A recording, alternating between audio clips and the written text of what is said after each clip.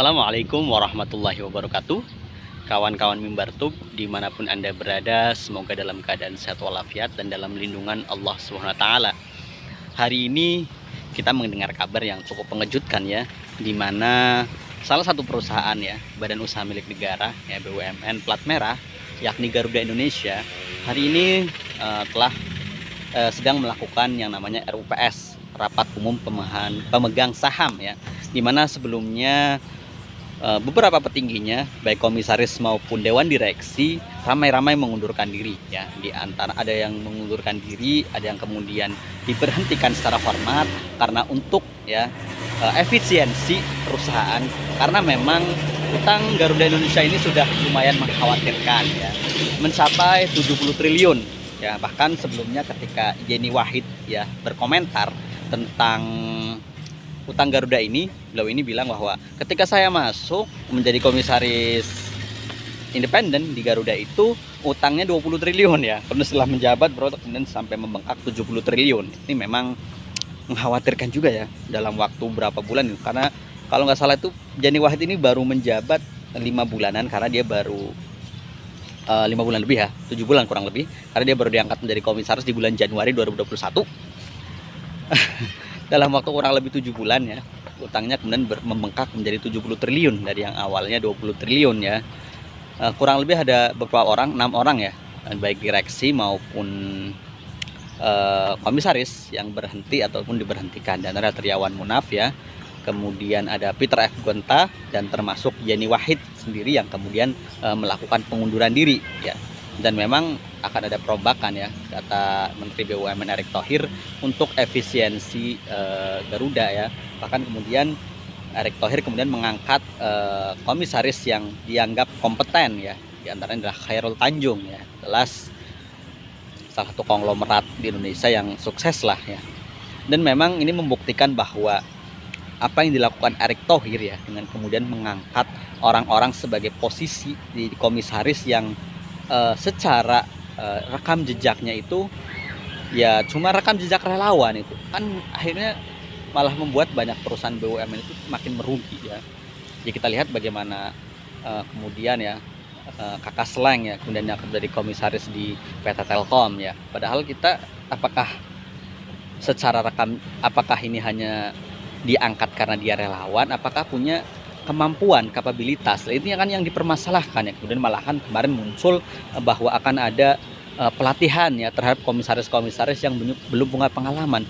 Aduh, ini gimana sih? Ini perusahaan negara loh, perusahaan negara ya, yang harus dikelola oleh orang-orang profesional, bukan hanya untuk balas budi relawan.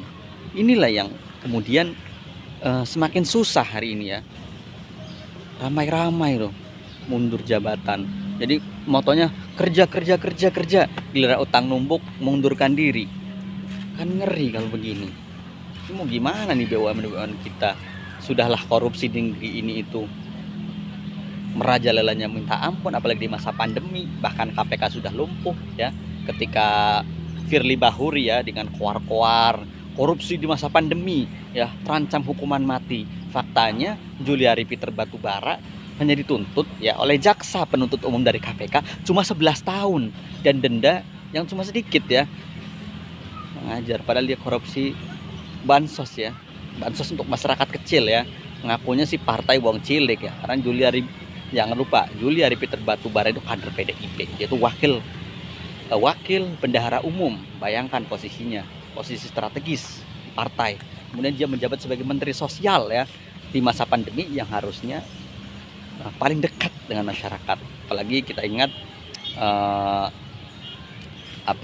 Yunarto Wijaya ya pernah bilang bahwa kinerja menteri yang paling baik semasa pandemi itu adalah Kementerian Sosial. Oh, faktanya Menteri Sosial kementerian yang paling korup ya saat pandemi. Bahkan ini kan kurang ajar dulu ketika TV One mengecek bagaimana harga bansos yang sebenarnya yang ternyata murah sekali dari harga yang dianggarkan itu 150.000 atau sekian satu paketnya, itu ternyata nggak sampai 100.000 ya jumlah dari isi bansosnya. Itu kan kurang ajar itu pun juga sudah disunat-sunat setiap paket. Kembali lagi ke masalah Garuda, apakah bisa diselamatkan atau tidak juga wallahu a'lam ini, karena kan beberapa pesawatnya sudah ditarik atau dikembalikan ke lessor ya di Australia. Beberapa jalurnya juga memang semasa pandemi ini memang penerbangan itu paling terdampak ya. Bahkan selain maskapai lain pun juga sama, seperti AirAsia, Lion itu juga sama ya. Ada beberapa pesawat yang dikembalikan ke lessor ya, memang karena terpuruk juga di masa pandemi, juga warisan-warisan utang sebelumnya juga sudah banyak Garuda ini. Jadi apakah ya ini tanda-tanda